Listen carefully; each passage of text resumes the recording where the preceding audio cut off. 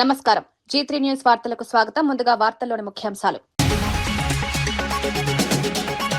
ఏపీపీఎస్సీని ప్రక్షాళన చేస్తామన్న చంద్రబాబు, యువత జీవితాలతో ఆడుకుంటే కఠిన చర్యలు, ఏపీపీఎస్సీ అక్రమాలపై బాధ్యులను వదిలిపెట్టమని హెచ్చరిక, నియామకాల్లో ప్రతిభకే ప్రాధాన్యం.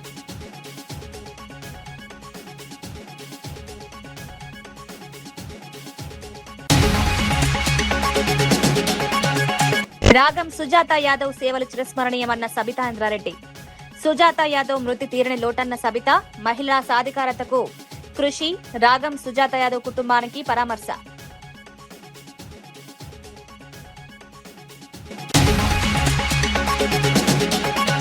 బొత్సను దూషించడం ప్రజాస్వామ్యానికే అవమానమన్న తమ్మినేని.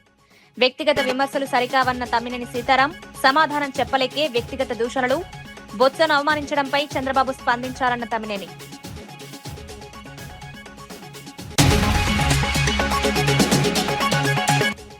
ఏపీపీఎస్సీ, డీఎస్సీ అక్రమాలపై సీబీఐ విచారణ కోరిన జగన్.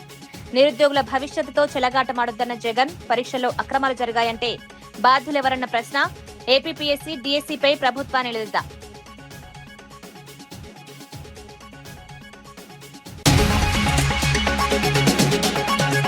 ధరణి దుర్వినియోగంతోనే భూ సమస్యలొచ్చాయన్న పొంగులేటి. బీఆర్ఎస్ హయాంలోనే భూ సమస్యలు సృష్టించారన్న పొంగులేటి. భూ సమస్యలు లేకుండా రైతులకు భద్రత, రీసర్వేతో భూ రికార్డుల్లో పారదర్శకత. గత ప్రభుత్వ హయాంలో ఏపీపీఎస్సీ మూల్యాంకనంలో తీవ్ర అక్రమాలు జరిగాయని సీఎం చంద్రబాబు నాయుడు ఆరోపించారు. పరీక్షల మూల్యాంకనంలో నిబంధనలు ఉల్లంఘించారని, కోర్టులకు తప్పుడు అఫిడవిట్లు సమర్పించి వ్యవస్థలను భ్రష్టు పట్టించారని విమర్శించారు. యువత జీవితాలతో ఆడుకున్న వారిపై కఠిన చర్యలు తీసుకుంటామని స్పష్టం చేశారు. ఈ వ్యవహారంపై ఇప్పటికే హైకోర్టు ఆదేశాల మేరకు సిట్ విచారణ నివేదిక ఇచ్చిందని తెలిపారు. బాధ్యులైన అధికారులు, ఇతర వ్యక్తులపై చట్టపరమైన చర్యలు తీసుకుంటామన్నారు. భవిష్యత్ తరాలు భయపడే విధంగా తప్పు చేసిన వారిపై కఠిన చర్యలుంటాయని హెచ్చరించారు. ఏపీపీఎస్సీ వ్యవస్థను పూర్తిగా ప్రక్షాళన చేస్తామని ప్రకటించారు. నియామక పరీక్షల్లో ప్రతిభకు మాత్రమే ప్రాధాన్యత ఉండేలా చర్యలు తీసుకుంటామన్నారు. యువతకు న్యాయం చేయడం ప్రభుత్వ బాధ్యత అన్నారు. రాజకీయాల్లో, ఎన్నికల్లో విచ్చలవిడిగా డబ్బులు ఖర్చు చేసే సంస్కృతి పోవాలని చంద్రబాబు పిలుపునిచ్చారు. ప్రజాస్వామ్యం బలపడాలంటే ఎన్నికల ఖర్చులు తగ్గాల్సిన అవసరం ఉందన్నారు. ఏఐ, ఐటీ రంగాల్లో తెలుగు యువత జాతీయ స్థాయిలో ప్రతిభ చూపుతోందని కొనియాడారు. ఇంకొక పక్కన దిశ, ఇక్కడ లెజిస్లేటర్స్ అంతా కూడా పబ్లిక్ పాలసీలు మనం ఆమోదిస్తే దాన్ని ఆమోదించిన తర్వాత ఎగ్జిక్యూట్ చేయాల్సిన బాధ్యత ఆఫీసర్స్ పైన ఉంటుంది. కేంద్రంలో ఉండే ఆల్ ఇండియా ఆఫీసర్స్ కానీ, రాష్ట్రంలో ఉండే స్టేట్ సర్వీసెస్ కానీ దీనికి ప్రత్యేకమైన స్థానం ఉంటుంది. ఎక్కడైనా ఏదైనా తప్పు జరిగితే జ్యుడిషియరీ ఎప్పటికప్పుడు కరెక్ట్ చేసి రాజ్యాంగాన్ని పరిరక్షించుకోవాల్సిన అవసరం ఉంది. మీడియా ఎప్పటికప్పుడు ఈ విషయాల్ని ప్రజలకు వాస్తవాన్ని తెలియజేసే విధంగా ముందుకు పోయే పరిస్థితి వస్తుంది. అయితే దిశ, రాజకీయ నాయకులకి ఒక విశ్వసనీయత కూడా ఉండాలి, సమాజం పట్ల బాధ్యత ఉండాలి. కనీసం ఈ దేశం పట్ల కనీస బాధ్యత, ఈ దేశాన్ని ముందుకు తీసుకుపోవాలి, ఇది మనం చేస్తే తప్పనే ఆలోచన ఉండాలి. ఇక్కడ మీరు మాట్లాడిన తర్వాత విషయాలు విన్నప్పుడు ఇది ఒక కేస్ స్టడీ, చరిత్రలోనే ఒక కేస్ స్టడీ. 48 సంవత్సరాల నా అనుభవంతో చెప్తున్నా. చాలా విషయాలు నేను పోరాడా, 15 రోజులు పోరాడా, నెలల తరబడి పోరాడాం, ఇక్కడ పోరాడాం, క్షేత్రస్థాయిలో పోరాడాం. ఈ ఇష్యూతో కంపేర్ చేస్తే అది ఎక్కడ కంపారిజన్ కూడా లేదు. నేను కూడా కలలో ఊహించనటువంటి పరిణామం. ఒక వ్యవస్థ ఇంత భ్రష్టు పట్టిపోవడమే కాకుండా ఆ వ్యవస్థలో ఉండే వ్యక్తులు బరిదెగిస్తే కింది వాళ్ళు కూడా ఏం చేస్తారనేది ఇది ఒక కేస్ స్టడీ. మళ్ళీ దొరకతామనే భయం కూడా ఉంటుంది దిశ. ఆ భయం కూడా లేదు. గతంలో జరిగిన సంఘటనలు ఉన్నాయి. గతంలో కూడా జరిగిన సంఘటనల ఫలితం చాలామంది జైలుకు పోయారు, ఆఫీసర్లు జైలుకు పోయారు, ఇండస్ట్రియలిస్టులు జైలుకు పోయారు, పాలిటీషియన్స్ జైలుకు పోయారు. నా గత చరిత్రలో చూస్తే ఎక్కడ తప్పు చేస్తే ఆ వ్యక్తులు పోయారు. కర్నె తాండా లిఫ్ట్ పంపులను 2 రోజుల్లో ప్రారంభించకపోతే రైతులతో కలిసి లిఫ్ట్ వద్ద ముట్టడి చేపడతామని మాజీ మంత్రి సింగిరెడ్డి నిరంజన్ రెడ్డి కాంగ్రెస్ ప్రభుత్వాన్ని హెచ్చరించారు. ఎగువ ప్రాంతంలోని 9 గిరిజన తండాలు 6 గ్రామాలకు సాగునీరు అందించాలనే లక్ష్యంతో గత బీఆర్ఎస్ ప్రభుత్వం 76 కోట్ల 16 లక్షల రూపాయలతో ఈ లిఫ్ట్ ప్రాజెక్టును నిర్మించిందన్నారు. ప్రాజెక్టుకు కేవలం సబ్స్టేషన్ నిర్మాణమే పెండింగ్ లో ఉండేదని, దానికోసం 2 కోట్ల రూపాయలు కూడా మంజూరు చేసి ఉంచామన్నారు. అయితే కాంగ్రెస్ ప్రభుత్వం నిర్లక్ష్యం కారణంగా సబ్స్టేషన్ నిర్మాణానికి 2 ఏళ్లు పట్టిందని ఆరోపించారు. రైతుల ఒత్తిడితో వెట్రన్ నిర్వహించిన అనంతరం పంపులను నిలిపివేశారని విమర్శించారు. ప్రస్తుతం కృష్ణా వరదల కారణంగా సమృద్ధిగా సాగునీరు అందుబాటులో ఉందని, వెంటనే పంపులు ప్రారంభించి రైతులకు నీరు అందించాలని డిమాండ్ చేశారు. ప్రభుత్వం స్పందించకపోతే వేలాది మంది రైతులతో కలిసి కర్నె తాండా లిఫ్ట్ ను ముట్టడిస్తామని నిరంజన్ రెడ్డి హెచ్చరించారు. ఆ గణపురం బ్రాంచ్ కెనాల్ కే ఇప్పుడు మనం చూస్తున్నటువంటి ఈ అప్రోచ్ కెనాల్ ను పెట్టి ఆ అప్రోచ్ కెనాల్ నుంచి నీళ్లు ఇక్కడ దాకా తీసుకొని వచ్చి ఇక్కడ సజ్జపూలు కట్టి ఇక్కడి నుంచి మళ్ళీ 60 మీటర్ల ఎత్తుకు నీళ్లను లిఫ్ట్ చేస్తాం. రోజుకు 50 క్యూసెక్ల నీళ్లను లిఫ్ట్ చేసేటువంటి విధంగా దీనికి సపరేట్ ట్రాన్స్ఫార్మర్ తో పాటు పంపింగ్ సిస్టమ్ అంతా కూడా డిజైన్ చేసి ప్రభుత్వం ఆనాడు 2020లో కేసీఆర్ గారు మంజూరు ఇచ్చినారు, పరిపాలన అనుమతి ఇచ్చినారు. దీనికి సంబంధించినటువంటి పనులను టెండర్ పిలిచి టెండర్ ఫైనలైజ్ అయ్యి అగ్రిమెంట్ అయ్యి పనులు ప్రారంభించడానికి 2022 మార్చి అయింది. 2022 మార్చిలో కేసీఆర్ గారు వనపర్తి జిల్లాకు వచ్చినటువంటి సందర్భంగా కలెక్టరేట్ ను ఇనాగరేట్ చేసినటువంటి సందర్భంగా ఈ కర్నె తాండా లిఫ్ట్ కు సంబంధించినటువంటి పనులకు కూడా భూమి పూజ వారి చేతుల మీదుగానే జరిగింది, కేసీఆర్ చేతుల మీదుగానే జరిగింది. శిలాఫలకం వారే ఆవిష్కరించినారు. ఆ తర్వాత మేము ఉన్నప్పుడు వేగరంగా పనులను చాలా వేగరం పెట్టి వెంబడిబడి పనులను పూర్తి చేయించినాం. మన ప్రభుత్వం ఉన్నప్పుడే 2023లో ఎన్నికలు వచ్చే వరకే ఈ ప్రధాన పనులు దాదాపు అయిపోయినాయి. మిగిలినటువంటిది ఒక సబ్ స్టేషన్, అది కూడా మంజూరు ఉండే. కేవలం సబ్ స్టేషన్ పని చేయడానికి 2 ఏళ్ల కాలం తీసుకున్నది ఈ సర్కారు వచ్చిన తర్వాత. ఒట్టి సబ్ స్టేషన్ పని పూర్తి చేయడానికి 2 కోట్ల రూపాయలు మనం మంజూరు ఇచ్చి పనులు చేసింది 76 కోట్ల 16 లక్షలు. ఇప్పుడు దాని రివైజ్ ఎస్టిమేట్స్ ప్రాజెక్టు ఇప్పుడు ప్రభుత్వ నిబంధనల మేరకు మళ్ళీ ఒక 15% ఖర్చు పెరుగుతుంది. 76 కోట్ల 16 లక్షలకు అదనంగా మళ్ళీ ఒక 15% అమౌంట్ పెరుగుతుంది. ఎస్కలేషన్స్ ఉంటాయి, అది ప్రభుత్వ లెక్కల ప్రకారంగా ఉంటది. అయితే పోయిన సంవత్సరమే నీళ్లు ఇవ్వాల్సింది. వెంబడిబడి ఆ సబ్ స్టేషన్ తొందర పూర్తి చేసి దమ్మున నీళ్లు ఇస్తే అయిపోవు. కానీ మొత్తం మన ప్రభుత్వ హయాంలో జరిగింది, మన హయాంలో జరిగింది. నీళ్లు ఇవ్వడం మూలంగా మనకు పేరు వస్తుందని చెప్పి ఉద్దేశపూర్వకంగా ప్రభుత్వం, కాంగ్రెస్ ప్రభుత్వం ఇదే కాదు ఏ ప్రాజెక్టునైనా ఏ పనినైనా వాళ్ళు పెండింగ్ లో పడతా వచ్చినారు. ఎంబడిపడంగా మొన్న ఎండాకాలం ఏప్రిల్లో ట్రయల్ రన్ పూర్తి చేసినారు. ట్రయల్ రన్ పూర్తి చేసి మోటార్ నడిపించి సక్సెస్ఫుల్ గా స్కీమ్ సక్సెస్ఫుల్ గా ఉంది, ఇక స్టార్ట్ చేయొచ్చు అనుకున్నారు. ఈ లోపల కేఎల్ఐలా నీళ్లు ఆగిపోయినాయి. మనకు తెలుసు, సమ్మర్ వస్తే ఎండాకాలం వస్తే నీళ్లు ఆగిపోతాయి. ఇప్పుడు నీళ్లు కృష్ణా నదిలో వరద బారబట్టి 4 రోజులు అయిపోయింది. 4 రోజుల నుంచి నీళ్లు వస్తుంటే కూడా కలవకుర్తి లిఫ్ట్ ఇరిగేషన్ పంపులను 3 పంపులను మాత్రం ఏకకాలంలో స్టార్ట్ చేస్తారు. స్టార్ట్ చేసినట్లే చేస్తారు. 1-2 గంటల వ్యవధిలో 2 బంద్ చేసి ఒక దాంట్లో పెడతారు. ఈ రోజు నీళ్లు లేవు అని అబద్ధాలు ఆడుతుంది కాంగ్రెస్ సర్కారు, రేవంత్ రెడ్డి సర్కారు. ఏ వాన పడకపోయినా ఈ రోజు మళ్ళా జూరాలలో ఒక 10 గేట్లు ఎత్తినారు. ఈ రోజు ఉదయం జూరాలలో మళ్ళా 10 గేట్లు ఎత్తినారు. అంటే సుమారు 45-50 వేల పైచిల్ క్యూసెక్ల నీళ్లు, దగ్గర 70-80 వేల క్యూసెక్ల నీళ్లు శ్రీశైలంలోకి వస్తానే ఉన్నాయి. శ్రీశైలం ఆల్రెడీ నిండుకొనే ఉంది. అవతల దంచి కొట్టి పోతిరెడ్డి. కళ్యాణ లక్ష్మి, షాదీ ముబారక్ పథకాలపై కోర్టులో కౌంటర్ దాఖలు చేయకుండా కాంగ్రెస్ ప్రభుత్వం నిర్లక్ష్యంగా వ్యవహరిస్తోందని బీఆర్ఎస్ నేత ఎర్రోళ్ల శ్రీనివాస్ ఆరోపించారు. కేసీఆర్ ప్రభుత్వ హయాంలో అమలు చేసిన పేదింటి ఆడబిడ్డల సంక్షేమ పథకాలను నిర్వీర్యం చేసేందుకు రేవంత్ ప్రభుత్వం ప్రయత్నిస్తోందని విమర్శించారు. కేసీఆర్ ఆనవాలు లేకుండా చేయాలనే రాజకీయ ఉద్దేశంతో పేదల ప్రయోజనాలకు సంబంధించిన పథకాలను నిలిపివేయాలని చూస్తున్నారని ఆరోపించారు. కళ్యాణ లక్ష్మి, షాదీ ముబారక్ ద్వారా పేద కుటుంబాలకు ఆర్థిక సహాయం అందేదని గుర్తు చేశారు. పెళ్లి సమయంలో ఆర్థిక ఇబ్బందులు ఎదుర్కొనే కుటుంబాలకు ఈ పథకాలు ఎంతో ఉపయోగకరంగా ఉన్నాయన్నారు. కోర్టు పరిధిలో ఉన్న అంశంపై ప్రభుత్వం వెంటనే తన వైఖరిని స్పష్టం చేయాలని డిమాండ్ చేశారు.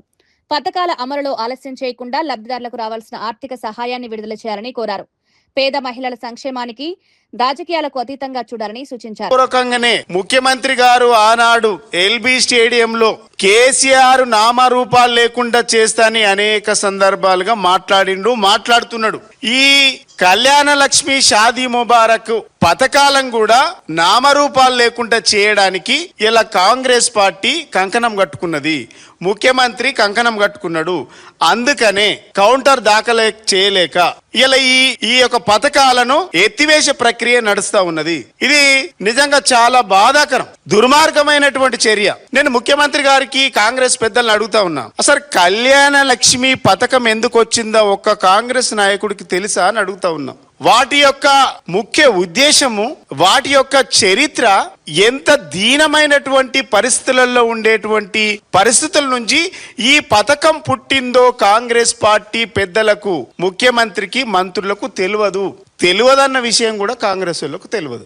ఆనాడు కేసీఆర్ గారు మీ కాంగ్రెస్ హయాంలో రాజశేఖర రెడ్డి ప్రభుత్వం ఉండగా, కిరణ్ కుమార్ రెడ్డి ప్రభుత్వం ఉండగా, రోషయ్య గారి ప్రభుత్వం ఉండగా తెలంగాణ ఆడబిడ్డలను, మా లంబాడి ఆడబిడ్డలను చదివించడానికి శక్తి లేక, పోషించడానికి శక్తి లేక, పెంచడానికి శక్తి లేక పసిబిడ్డలను అమ్ముకున్నటువంటి దుస్థితి నుంచి, పెళ్లి చేసే బాధ్యతను తీసుకొని బరువు మోయలేకున్నటువంటి దుస్థితులలో ఆడబిడ్డలను అమ్ముకున్నటువంటి దుస్థితి వరంగల్ జిల్లా మొదలైంది. ఈ ఆడబిడ్డలను అమ్ముకున్నటువంటి ఈ ప్రాంతంలో మీ హయాంలో జరిగింది. సిగ్గుండాల కాంగ్రెస్ పార్టీకి కనీసం 10 సంవత్సరాల అధికారంలో ఉన్నారు.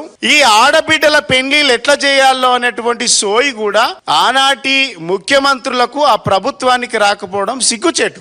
సిగ్గుపడాలి మీరు. కానీ కేసీఆర్ గారు ఆడబిడ్డలకు మేనమామలాగా, ఆ కుటుంబానికి పెద్దన్నలాగా అండగా నిలబడి 1,1116 ఆడబిడ్డ పెళ్లి చేయడానికి కోసం, కట్నం కింద ఇయ్యడం కోసం, ఆ కుటుంబాన్ని ఆర్థిక స్తోమతగా నిలబెట్టడానికి కార్యక్రమాన్ని తీసుకున్నాం మేము. ఇది మేనిఫెస్టోలో పెట్టింది కాదు, ఓట్ల కోసం చెప్పింది కాదు, ఓట్లు వేయించుకోవడానికి చెప్పినటువంటి పథకం కాదు. కేవలం ఒక సామాజిక రుగ్మతలను మార్చడానికి, బాల్య వివాహాలను తగ్గించడానికి, పిల్లలందరూ కూడా 18 సంవత్సరాలు నిండేంత వరకు కూడా స్కూళ్లలో చదువుకోవాలనేటువంటి ఒక ఉద్దేశంతో, ఒక మంచి ఉద్దేశంతో, దేశంలో ఎక్కడ లేని విధంగా కేవలం ఈ దేశానికి స్వాతంత్రం వచ్చి 76 సంవత్సరాలు అయింది. 76-80 సంవత్సరాలు అయింది. ఈ 80 సంవత్సరాలలో, ఈ 80 సంవత్సరాల స్వతంత్ర భారతదేశంలో ఏ ఒక్క పార్టీ ప్రజాప్రభుత్వంలో మంత్రులందరూ జవాబుదారీగా ఉంటూ ప్రజల సమస్యలను పరిష్కరించేందుకు కృషి చేస్తున్నారని మంత్రి అడ్లూరి లక్ష్మణ్ కుమార్ తెలిపారు. ప్రజల నుంచి నేరుగా దరఖాస్తులు స్వీకరించి సంబంధిత అధికారులతో మాట్లాడి సమస్యలకు పరిష్కారం చూపుతున్నామన్నారు. ప్రజలకు ప్రభుత్వ కార్యాలయాల చుట్టూ తిరిగే పరిస్థితి లేకుండా చేయడమే లక్ష్యంగా పనిచేస్తున్నామని పేర్కొన్నారు. ప్రజావాణి కార్యక్రమాల ద్వారా అందుతున్న ఫిర్యాదులను అధికారులు పరిశీలించి సాధ్యమైనంత త్వరగా పరిష్కరించాలని సూచించారు. ప్రభుత్వ పథకాలు అర్హులైన ప్రతి ఒక్కరికి అందేలా చర్యలు తీసుకోవాల్సిన బాధ్యత అధికారులపై ఉందన్నారు. ముఖ్యంగా ఎస్సీలు, గిరిజనులు, దివ్యాంగులు, వయోవృద్ధులు, ట్రాన్స్జెండర్ వ్యక్తుల సమస్యల పరిష్కారానికి ప్రత్యేక శ్రద్ధ చూపుతున్నామన్నారు. ప్రజల నుంచి వచ్చిన ప్రతి దరఖాస్తును నిర్లక్ష్యం చేయకుండా పరిశీలించాలని అధికారులను ఆదేశించారు. సమస్య పరిష్కారం కాకపోతే సంబంధిత కారణాలను ప్రజలకు వివరించాలని సూచించారు. ప్రజలతో నేరుగా మాట్లాడడం ద్వారా ప్రభుత్వంపై నమ్మకం మరింత పెరుగుతుందని మంత్రి అన్నారు. పరిష్కారానికి ఈ రోజు సుమారు వందలాది అప్లికేషన్స్ నేరుగా ఇవ్వడం జరిగింది. చాలా మంది గ్రామీణ ప్రాంతం కానీ, హైదరాబాద్ చుట్టుపక్కలకి కానీ, టౌన్లోకి వచ్చేవారు. మన గత 2014 నుంచి 23 ఉన్నటువంటి ప్రభుత్వం లోపల ఒక రేషన్ కార్డు ఇవ్వాలంటే ఇవ్వలేని పరిస్థితి ఉండే. అదేవిధంగా పేదవాళ్ళకి సంబంధించిన ఒక సంక్షేమానికి సంబంధించిన కార్యక్రమం ఇవ్వాలంటే ఇవ్వలేని పరిస్థితి ఉండే. ఈ రోజు ప్రజాపాలన లోపల మనం కోరుకున్న ప్రభుత్వం లోపల ఒక మంత్రిగా ఒక రేషన్ కార్డు ఇవ్వాలంటే ఆ రేషన్ కార్డు ఇప్పించే అవకాశం ఈరోజు మంత్రిగా ప్రభుత్వంలో మేము పేదవాళ్ళ పక్షాన నిలబడి ఈరోజు రేషన్ కార్డు ఇప్పిస్తున్నాం. అదేవిధంగా డబుల్ బెడ్రూమ్కి సంబంధించిన వారు ఎవరైతే పేదవాళ్ళు, ఆ జిల్లా కలెక్టర్ల ద్వారా ఆ ప్రాంతంలో ఎవరైతే పేదవాళ్ళు ఉంటారో అందరికీ 2 BHK ఇచ్చే విధంగా తక్షణమే 2 BHK ఇల్లుని కేటాయించడం కానీ, ప్రజలకు నేరుగా మేము మాట్లాడడం జరుగుతుంది. వారికి సంబంధించిన సమస్యలు మొత్తం కూడా వినడం జరుగుతుంది. మరి ఆ విధంగా మేము మంత్రులు ఇవాళ అందుబాటులో ఉండి ఉదయం 11-15 నిమిషాలు మొదలైనటువంటి గ్రీవెన్స్ ఇప్పటి వరకు ప్రతి ఒక్క అన్న, ప్రతి ఒక్క చెల్లె, ప్రతి ఒక్క అక్క, ప్రతి ఒక్క తల్లి వచ్చిన ప్రతి కాగితాన్ని తీసుకున్నాం. ఆ కాగితాన్ని చెప్పిన అంశాన్ని మొత్తం వినడం జరిగింది. ప్రజలు ఎంతో నమ్మకంతో మన కాగితం పట్టుకొని ఇస్తున్నారు. ఎంతో దూరంకి వెళ్ళి ఇక్కడ వస్తున్నారు.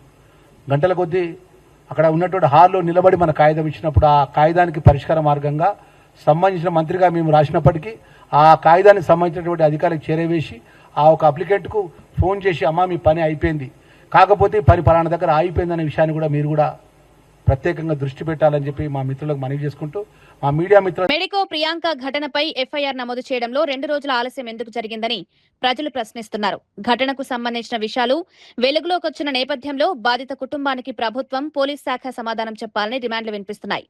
ప్రియాంక తండ్రి ఆవేదనను హోంశాఖ మంత్రి, పోలీసు ఉన్నతాధికారులు పట్టించుకున్నారా అనే ప్రశ్నలు వ్యక్తమవుతున్నాయి. ఘటనకు సంబంధించిన దృశ్యాలు సామాజిక మాధ్యమాల్లో వైరల్ కావడంతో ప్రజల్లో తీవ్ర ఆందోళన నెలకొంది.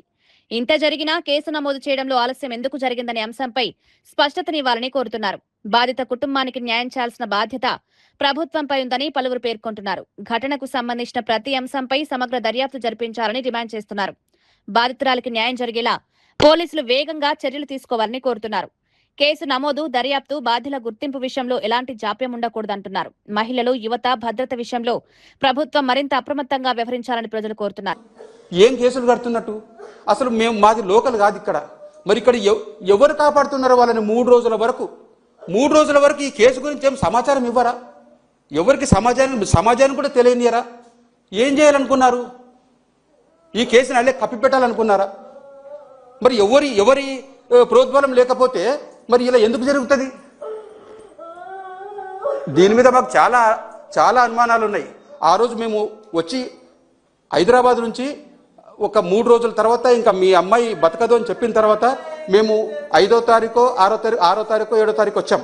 వస్తే వాళ్ళు చెప్పిన వివరాలను బట్టి చూస్తే చాలా వరకు సీసీ ఫుటేజెస్ కట్ ఇచ్చారు అక్కడక్కడ.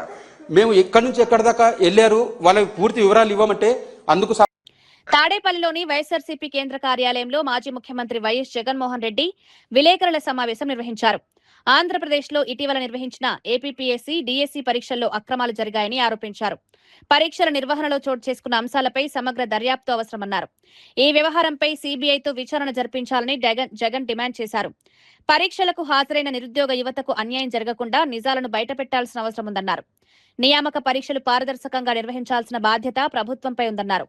ఏపీపీఎస్సీ, డీఎస్సీ ప్రక్రియలపై అనుమానాలుంటే వాటిని నివృత్తి చేయాలని కోరారు. పరీక్షల నిర్వహణలో తప్పులు జరిగితే బాధ్యులపై చట్టపరమైన చర్యలు తీసుకోవాలని డిమాండ్ చేశారు. నిరుద్యోగ యువత భవిష్యత్తుతో ప్రభుత్వం చెలగాటమాడకూడదన్నారు. నియామక ప్రక్రియపై పూర్తి వివరాలను ప్రజల ముందుంచాలని కోరారు. Wherein, without even having to write DSC exam, on the ground of sports quota, people are given jobs without even having to qualify, without even having to write an exam. This is the biggest scam of this century.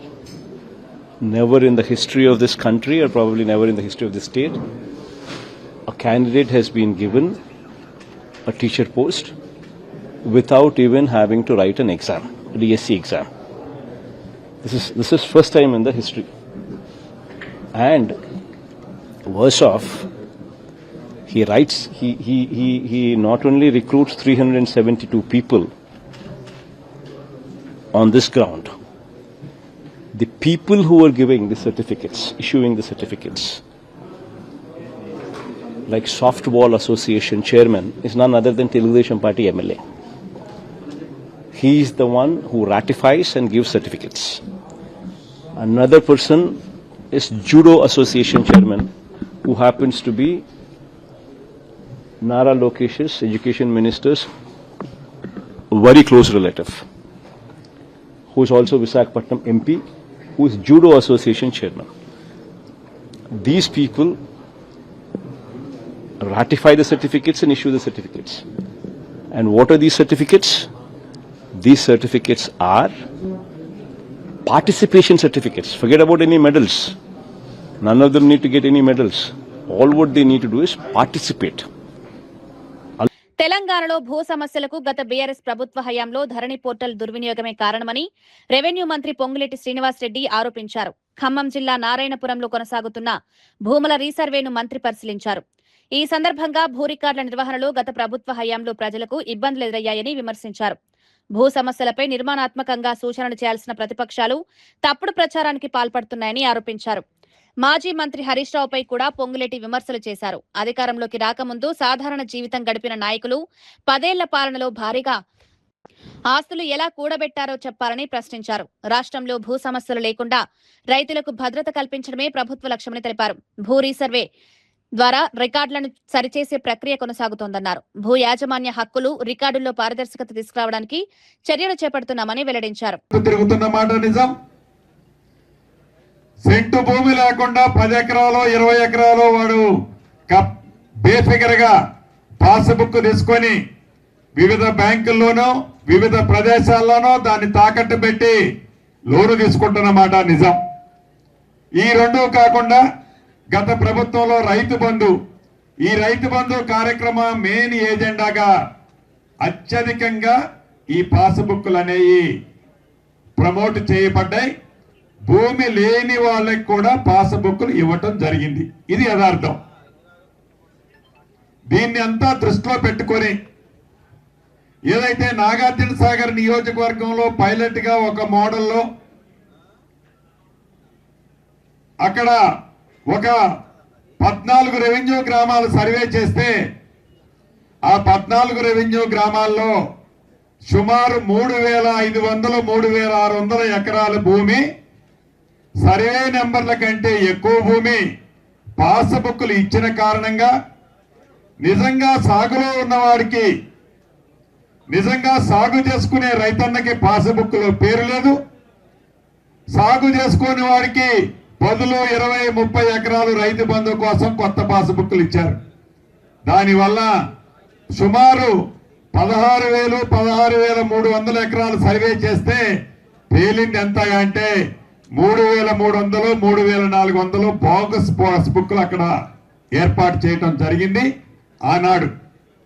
అదే పద్ధతిలో ఈనాడు ఈ బేతిపల్లిలో ఏదైతే survey జరుగుతుందో సుమారు గౌరవ collector గారు, survey చేసే అధికారులు అందరూ ప్రత్యక్షంగా గ్రౌండ్ మీదకి పోయి నేను చూశాను.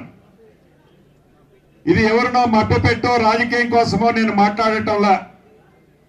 భూమి అనేది ఒక ఎమోషనల్ రైతన్నకి బాండ్ ఉన్న వస్తువు. అది ఎమోషనల్ టచ్ ఉన్నది రైతన్నకి భూమి. ఈ భూ విషయంలో రాజకీయాలకు అతి అనంతపురం ఎమ్మెల్యే దగ్గుపాటి ప్రసాద్ పై మాజీ ఎమ్మెల్యే వైకుంఠం ప్రభాకర్ చౌదరి మరోసారి తీవ్ర ఆరోపణలు చేశారు. మున్సిపల్ కార్పొరేషన్లో టెండర్లలో పాల్గొనే కాంట్రాక్టర్లను బెదిరిస్తున్నారని ఆరోపించారు. కొందరు కాంట్రాక్టర్లు టెండర్లలో పాల్గొనకుండా అడ్డుకుంటున్నారని విమర్శించారు. అధికార పోలీస్ ప్రభావాన్ని ఉపయోగించి భూ వ్యవహారాల్లో జోక్యం చేసుకుంటున్నారని ఆరోపించారు. నగరంలో భూములు కోల్పోయినట్లు చెప్తున్న బాధితులు తీవ్ర ఇబ్బందులు ఎదుర్కొంటున్నారన్నారు. భూ ఆక్రమణలు, అవినీతికి సంబంధించిన ఆరోపణలపై ప్రభుత్వం సమగ్ర విచారణ చేపట్టాలని డిమాండ్ చేశారు. మున్సిపల్ పనుల్లో పారదర్శకత పాటించాలని కోరారు. టెండర్ ప్రక్రియలో ప్రతి కాంట్రాక్టర్కు సమాన అవకాశాలు కల్పించాల్సిన బాధ్యత అధికారులపై ఉందన్నారు. రాజకీయ ప్రభావంతో టెండర్లను నియంత్రించడం ప్రజా ప్రయోజనాలకు విరుద్ధమని పేర్కొన్నారు. భూముల వ్యవహారాల్లో చట్టాన్ని ఉల్లంఘిస్తే బాధ్యులపై చర్యలు తీసుకోవాలని డిమాండ్ చేశారు. తన ఆరోపణలపై అవసరమైన ఆధారాలున్నాయని మాజీ ఎమ్మెల్యే తెలిపారు. ప్రజల ఆస్తులు, ప్రభుత్వ వనరులను రక్షించాల్సిన బాధ్యత అధికారులపై ఉందన్నారు. వస్తే మరో రకంగా చేస్తాం. ఏమిటిది అనంతపురమా లేకపోతే ఏమనుకున్నావు? ఈ పేజీల పుస్తకం నేను పార్టీ అధ్యక్షుడు పల్లా శ్రీనివాస్ గారు కూడా ఇచ్చాను. అదేవిధంగా టౌన్లో జరిగినవన్నీ కూడా ఇచ్చాను. ఇవన్నీ కూడా మీ ప్రెస్ కూడా చాలా మంది పంపించాను. దీని మీద ఇంతవరకు డబుల్ రిజిస్ట్రేషన్ క్యాన్సిల్ కావడం లేదు. నేను కలెక్టర్ గారి దగ్గర పోయా, ఎస్పీ గారు చెప్పారు ఎక్కడి నుంచి ప్రెజర్ వస్తుందో తెలియటం, రిజిస్టర్ అవసరపోతే వాళ్ళు పట్టించుకోవడం లేదు. ఈరోజు ఎప్పుడో కష్టపడి పనిచేసినటువంటి ఆస్తులన్నీ కూడా మీరు మళ్ళా ఎక్కడో డైక్లాట్లో తీసుకొని వచ్చి వందల కోట్ల రూపాయల ఆస్తులు తీసుకుంటే ఈ ప్రజలు బతకాలా లేదా? దేనికి ఈ సంకేతం? గుంటూరు ప్రభుత్వ జనరల్ ఆసుపత్రిలో జూనియర్ డాక్టర్లు తమ డిమాండ్ల సాధన కోసం సమ్మె కొనసాగిస్తున్నారు. పీజీ సూపర్ స్పెషాలిటీ విద్యార్థులు హౌస్ సర్జన్ల స్టైఫండ్ ను 15% వరకు పెంచాలని డిమాండ్ చేస్తున్నారు. నిరసనలో భాగంగా 100 మందికి పైగా జూనియర్ డాక్టర్లు జీజీహెచ్ ప్రాంగణంలో రక్తదానం చేశారు. ప్రభుత్వం తమ డిమాండ్లపై సానుకూలంగా స్పందించాలని కోరారు. ప్రభుత్వ వైద్యుల పదవీ విరమణ వయస్సును 62 నుంచి 65 ఏళ్లకు పెంచే ప్రతిపాదనపైన వారు అభ్యంతరం వ్యక్తం చేస్తున్నారు. అధ్యాపకుల నియామకాలు నేషనల్ మెడికల్ కమిషన్ నిబంధనల ప్రకారమే జరగాలని డిమాండ్ చేశారు. వైద్య విద్యకు సంబంధం లేని వ్యక్తులను అసిస్టెంట్ ప్రొఫెసర్లుగా నియమించడాన్ని కూడా వ్యతిరేకించారు. వైద్య విద్యార్థులు, జూనియర్ డాక్టర్ల సమస్యలను ప్రభుత్వం వెంటనే పరిష్కరించాలని కోరారు. 3 ప్రధాన డిమాండ్లపై ప్రభుత్వం చర్చలకు పిలవాలని విజ్ఞప్తి చేశారు. రోగుల సేవలకు ఇబ్బంది కలగకుండా తమ ఆందోళన కొనసాగిస్తున్నామని తెలిపారు. తమ న్యాయమైన డిమాండ్లను ప్రభుత్వం పరిగణలోకి తీసుకురావాలని కోరారు. వైద్య రంగంలో నాణ్యతను కాపాడేందుకు నియామకాల్లో నిబంధనలు పాటించాల్సిన అవసరం ఉందన్నారు. అసలు వాళ్ళ గురించి ఎందుకు మాట్లాడలేదు? ప్రతి ఎన్ఎంసీ రూలు ప్రతి స్టేట్ ఫాలో అవుతున్నప్పుడు ఎందుకు ఆంధ్రప్రదేశ్ 30% ఇస్తున్నారు? 15% కన్నా తక్కువే పెట్టమన్న ఎన్ఎంసీ నామ్ని ఎందుకు ఆంధ్రప్రదేశ్ గవర్నమెంట్ దీన్ని అతీతించి 30% చేస్తున్నారు? దాని గురించి అసలు కనీసం మాట్లాడలేదు. అలాగే రిటైర్మెంట్ ఏజ్ గురించి కూడా కనీసం ప్రస్తావన లేదు.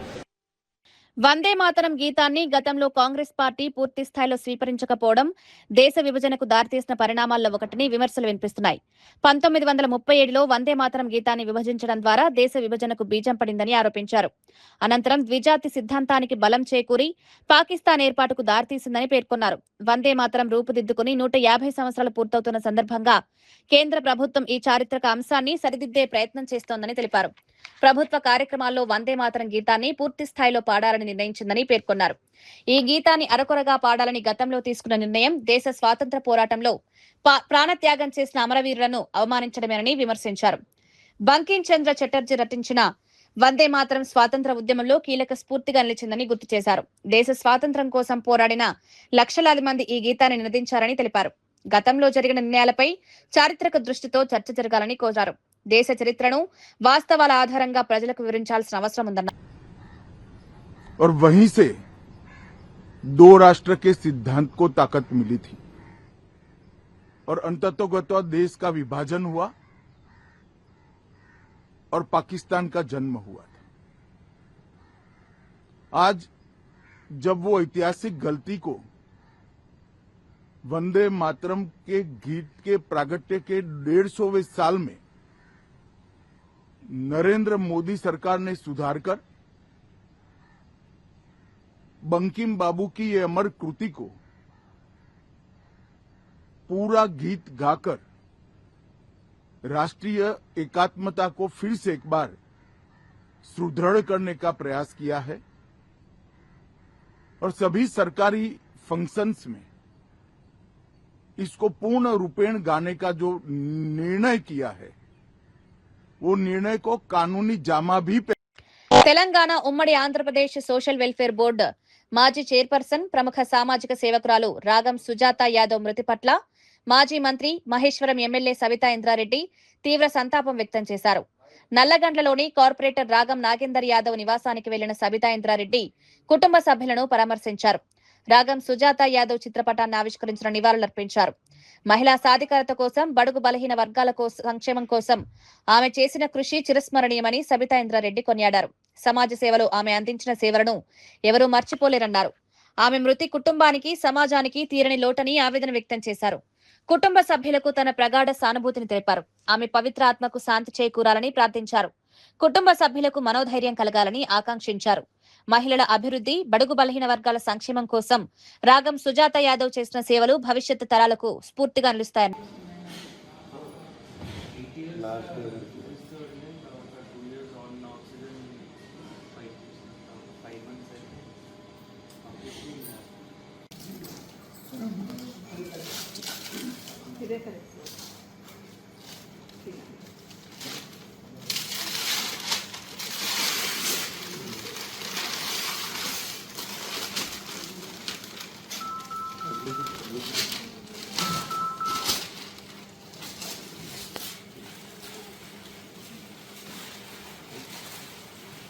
Sorry to answer.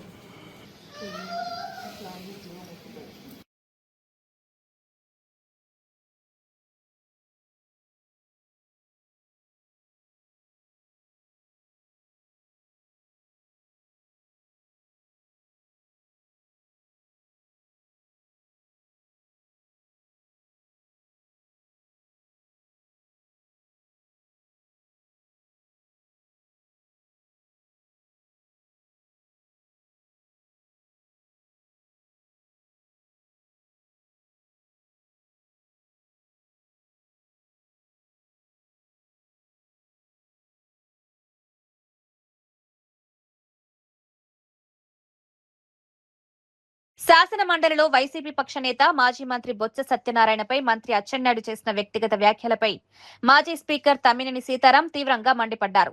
4.5 దశాబ్దాల రాజకీయ అనుభవం ఉన్న సీనియర్ నాయకుడిని శాసన మండలి వంటి గౌరవప్రదమైన వేదికపై అసభ్య పదజాలంతో సంబోధించడం అహంకారమని, నిదర్శనమని విమర్శించారు. ప్రభుత్వ పాలనా వైఫల్యాలను ప్రతిపక్ష నేతగా బొత్స ప్రశ్నిస్తే వాటికి సమాధానం చెప్పాల్సిన బాధ్యత మంత్రిపై ఉందన్నారు. సమాధానం చెప్పలేక వ్యక్తిగత దూషణలకు దిగడం ప్రజాస్వామ్య స్ఫూర్తికి, శాసనసభ సంప్రదాయాలకు విరుద్ధమన్నారు. బొత్సను దద్దమ్మగా సంబోధించడం ఏ రకమైన సంస్కారమని ప్రశ్నించారు. సభలో తోటి సభ్యులను గౌరవించాల్సిన బాధ్యత ప్రతి ప్రజాప్రతినిధిపై ఉందన్నారు. సీనియర్ బీసీ నాయకుడిని అవమానించే హక్కు ఎవరికీ లేదని స్పష్టం చేశారు. అధికారం ఎవరికీ శాశ్వతం కాదని, ప్రజలు అన్నింటినీ గమనిస్తున్నారని హెచ్చరించారు. అసలు ఎక్కడున్నాం మనం? ఏం చేస్తున్నాం మనం సభ్య సమాజంలో బతుకుతున్నామా లేదా అనిపిస్తుంది.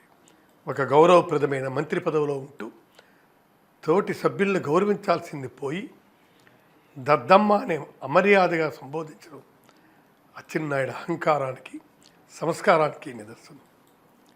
పెద్దల సభలో మీరు మాట్లాడిన మాటలు ఇవేనా? మీరా ప్రజాప్రతినిధులు? అసలు ఈ సమాజానికి ఏం మెసేజ్ ఇస్తున్నాం మనం? అసలు శ్రీకాకుళం జిల్లాలో నీకన్నా పెద్ద దద్దమ్మ ఎవరున్నారు? 2 పర్యాయాలు మంత్రిగా పనిచేసిన నువ్వు శ్రీకాకుళం జిల్లాకి, ఉత్తరాంధ్రకి చేసింది ఏమిటి? నీకన్నా ఉత్తరాంధ్రలో పెద్ద దద్దమ్మ ఎవరు? ఎవ్వరూ లేరు. మంత్రిగా పనిచేసి అక్రమాస్తులు పోగు చేసుకోవటంలో నువ్వు అభివృద్ధి చెందావు తప్పితే జిల్లా అభివృద్ధి చెందలేదు. తెల్లారితే గ్రావెల్ నుండి గ్రానైట్ వరకు, పశువుల దాణా నుండి పశువులు ఇచ్చే మెడిసిన్ వరకు ప్రతి దానిలో అవినీతి చేసి సంపాదించిన బలుపుతో, అహంకారంతో నోటికొచ్చినట్లు మాట్లాడితే ప్రజలు హర్షించిన అచ్చెన్నాయుడు, మీ అహంకారానికి తప్పకుండా గేట్లు వేసే సమయం వస్తుంది. అధికార మదంతో క్రెడిట్ కోసం అచ్చెన్నాయుడు చేసిన వ్యాఖ్యలను నేను తీవ్రంగా ఖండిస్తున్నాను. ప్రజా సమస్యలపై శాసనమండలిలో నిలదీస్తున్న ప్రతిపక్ష నేత, రాష్ట్ర బీసీ నేత, సీనియర్ నాయకుడిని, రాజకీయాల్లో దశాబ్దాల అనుభవం ఉన్న వ్యక్తిని పట్టుకుని ఏమాత్రం సంస్కారం లేకుండా సంబోధించడం అచ్చెన్నాయుడు రాజకీయ దిగజారుడుతనానికి, అహంకారానికి నిదర్శనం. ఇలాంటి అధికార మదంతో నోటుకొచ్చిన బూతులు మాట్లాడతారా అని నేను అచ్చెన్నాయుడిని సూటిగా ప్రశ్నిస్తున్నాను. బలమైన సామాజిక వర్గమైన తూర్పు కాపు నేతగా ఉమ్మడి ఆంధ్రప్రదేశ్లో సీనియర్ నాయకుడిగా పనిచేసిన బొత్స సత్యనారాయణ గారిని అవమానపరిచే విధంగా అచ్చెన్నాయుడు వ్యవహరించారు. ఇది ఏపీపీఎస్సీని ప్రక్షాళన చేస్తామన్న చంద్రబాబు యువత జీవితాలతో ఆడుకుంటే కఠిన చర్యలు, ఏపీపీఎస్సీ అక్రమాలపై బాధ్యతను వదిలిపెట్టమని హెచ్చరిక, నియామకాల్లో ప్రతిభకే ప్రాధాన్యం.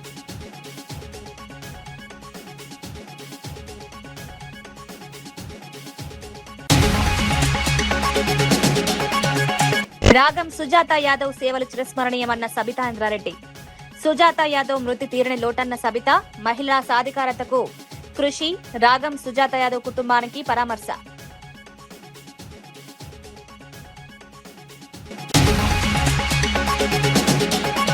బొత్సను దూషించడం ప్రజాస్వామ్యానికే అవమానమన్న తమ్మినేని. వ్యక్తిగత విమర్శలు సరికావన్న తమ్మినేని సీతారాం, సమాధానం చెప్పలేకే వ్యక్తిగత దూషణలు, బొత్సను అవమానించడంపై చంద్రబాబు స్పందించారన్న తమ్మినేని.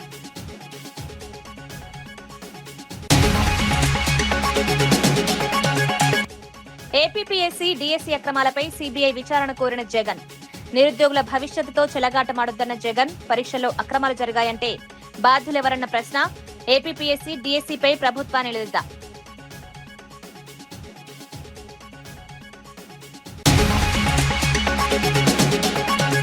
ధరణి దుర్వినియోగంతోనే భూ సమస్యలొచ్చాయన్న పొంగులేటి. బీఆర్ఎస్ హయాంలోనే భూ సమస్యలు సృష్టించారన్న పొంగులేటి. భూ సమస్యలు లేకుండా రైతులకు భద్రత, రీసర్వేతో భూ రికార్డుల్లో పారదర్శకత. ఈనాటి వార్తా విశేషాలు మరో బులెటిన్లో మళ్ళీ కలుద్దాం. నమస్కారం.